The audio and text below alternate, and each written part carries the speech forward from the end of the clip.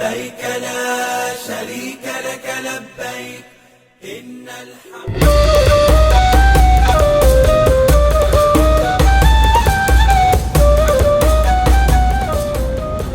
Distribusi kartu nusuk untuk jemaah haji Indonesia terus dikebut.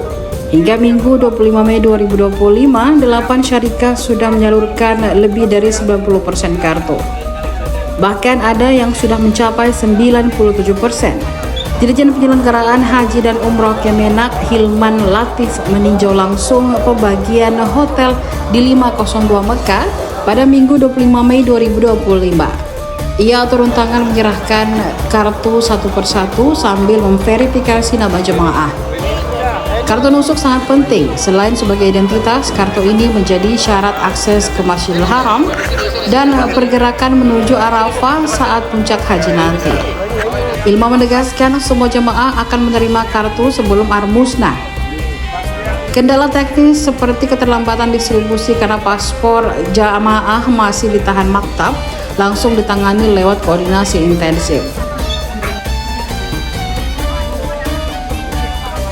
Download Tribun X sekarang, menghadirkan lokal menjadi Indonesia.